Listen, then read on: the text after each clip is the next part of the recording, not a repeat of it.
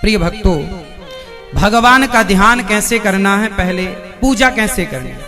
आप लोग पूजा करते हैं भगवान जी को? बताओ, भगवान जी को भोग कैसे लगाते हैं आप लोग? आप बताओ। तुलसी डाल के लग गया भोग? हाँ, ऐसे पानी घुमा देते हैं 3 बार। वो पानी घुमाने का क्या मतलब होता है? आप लोग 3 बार आचमनी से पानी घुमाते हैं, क्या मतलब होता है उसका? क्यों घुमाते हैं? नहीं पता, घुमाते हैं। कौआ कान ले गया, कौआ के वे कौआ कान दे दे भैया कान। आप भोग लगाते हो भगवान जी का, कैसे लगाते हो? किसका भोग लगाते हो? मैया आपके घर में किसका भोग लगता है भगवान जी को? किस चीज का, क्या खाने में देते हो भगवान को? सब कुछ? माखन मिश्री रोज रोज क्या देते हो? खाना क्या जो आप खाते हैं? ठीक है।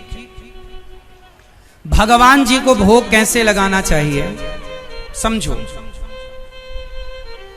सबसे पहले आप अपने घर में जो भी बनाते हैं, पहले तो वही बनाएं जिसका भोग लग सकता है।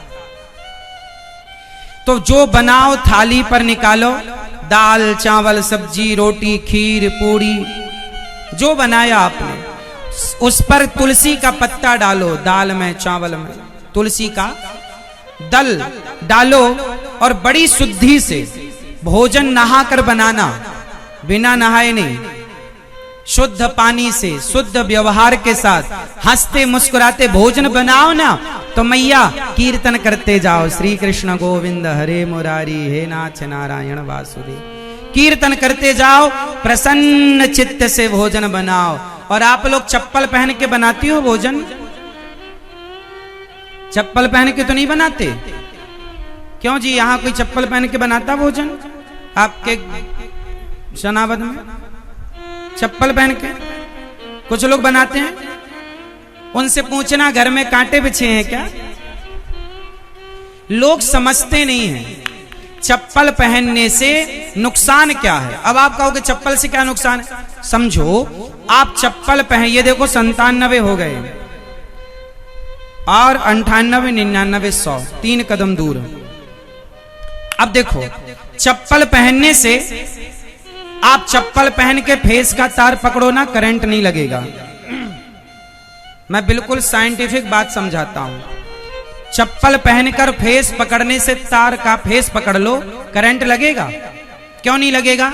क्योंकि अर्थ कट हो गया। चप्पल पहनने से अर्थ क्या होता है? कट हो जाता है। चप्पल उतार के तार पकड़ेंगे तो करंट लग जाएगा। इसका मतलब यह हुआ, आपको मानना पड़ेगा कि जमीन से अर्थ निकलता है जो आपकी बॉडी में रन करता है, अर्थात पूरी बॉडी में घूमता है 24 घंटे। बोलो हाँ। अब आप समझो कि जब आप भोजन बनाती हो तो आपके पांव के द्वारा आपके जमीन का वो पॉजिटिविटी, अर्थ मीन्स सिर्फ बिजली का अर्थ नहीं, एक सकारात्मकता, जो जमीन की एनर्जी है वो आपके शरीर से होकर आपकी करछुल, आपके बर्तनों के द्वारा आपके भोजन में प्रवेश करती है कि नहीं। पर जब आप चप्पल पहन लेते हैं तो वो जो जमीन से मिलने वाली एनर्जी है, जिसे आप अर्थ कहते हैं, वो अर्थ, वो पॉजिटिविटी, वो सकारात्मकता कट गई कि नहीं?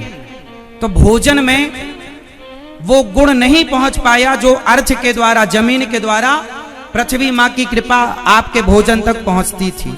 ये समझो कि पृथ्वी माँ अपनी कृपा भी आपके भोजन तक पहुंचाती है, क्योंकि जो भी आप खाते हैं वो पृथ्वी माँ से ही तो मिलता है। तो चप्पल पहनने का ये नुकसान है जरा सा, पर समझने के लिए ठीक है। तो भोजन चप्पल बनाकर नहीं, इसका मैं साइंस समझा रहा हूं, साइंटिफिक समझो। नीचे कुछ बिछा लो, बिछा सकते हो आप, चप्पल नहीं, ठीक है। अब भोजन बनाओ शुद्धता पवित्रता से। भोजन बनाकर थाली पर दाल चावल सब्जी रोटी निकालो, तुलसी का पत्ता डालो और भगवान जी के सामने रखो। और भगवान जी के सामने एक बर्तन में पानी भी भर के रखा करो, प्यास लगे भगवान को तो पानी पीने के लिए शुद्ध, और उस पानी को ढक करके रखो, खोला नहीं। और वहां पर एक कपड़ा भी रखा करो, ऐसे रुमाल वगैरह, शुद्धता से कपड़ा भी रखो। अभी बताऊंगा मैं सबका उपयोग। फिर क्या होगा, अब जाके आप लोग क्या करते हैं, थाली रखते हैं, घंटी हिलाए, 3 बार जल घुमाए, हो गए ना, ये विधान नहीं है। पर्दा बंद करो, आप वहां बैठो अच्छे से सुखासन पर, रोटी तोड़ो। आप अपने बच्चे को कैसे खिलाते हैं? किस किस के घर पे गोपाल जी हैं? गोपाल जी किस किस के घर में? लड्डू गोपाल जी सबके घर में। तो गोपाल जी जो हैं ये भगवान का बाल स्वरूप है। कौन सा स्वरूप है ये? बाल रूप में ठाकुर जी, ये गोपाल जी जो है ना, ये हमारे बाल रूप में है, और यही आपके घर पर होंगे छोटे बड़े आकार के। तो भगवान ना बाल रूप में होते हैं गोपाल जी। तो भगवान को प्रेम से बैठो और फिर अपने हाथ से, जैसे एक माँ अपने बच्चे को खिलाती, तो रोटी तोड़ो, दाल चावल, दाल साग अचार जो भी आपका है निकालो, लगाओ, और भाव ऐसा बनाओ, घंटी हिलाते रहो और भाव ऐसा भाव बनाओ, इमेजिन करो, कल्पना करो कि भगवान जी हमारे हाथ से खा रहे हैं। ऐसा पहला भाव बनाओ, भाव बनाओ कि भगवान जी। अब आप लोग रख के चले आए, बलाह टारना नहीं, ये बलाह टारना, चलो रखो चलो भागो नहीं, समय है। भोग लगाओ और भाव बनाओ कि भगवान जी खा रहे हैं। फिर दूसरा कौर तोड़ो, फिर भोग लगाओ, तीसरा कौर तोड़ो, फिर भगवान को 4-5 कौर, थोड़ा चावल भी, दाल मिलाकर साग, खीर है तो खीर भी, सबको, फल है तो फल भी, सबको भगवान के मुंह तक पहुंचाकर भाव बनाओ। ऐसा इमेजिन करो, कल्पना, ठाकुर जी खा रहे हैं, खा रहे हैं, खा रहे हैं, ऐसा भाव बनाओ और रखो वापस। और फिर जब भगवान खा लें, कम से कम 5 बार तो खिलाना। अपानाय स्वाहा, व्यानाय स्वाहा, उदानाय स्वाहा, समानाय, 5 बार तो खिलाओ।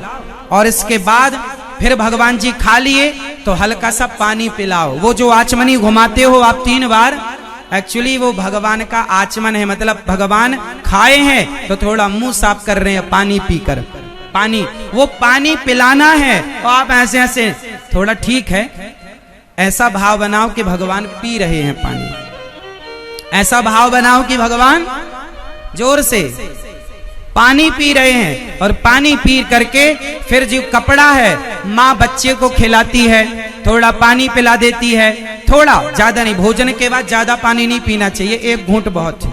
भोजनांते विषंबारी, भोजन के तुरंत बाद नहीं, भोजन के 1 घंटे बाद पानी पीना चाहिए भरपेट।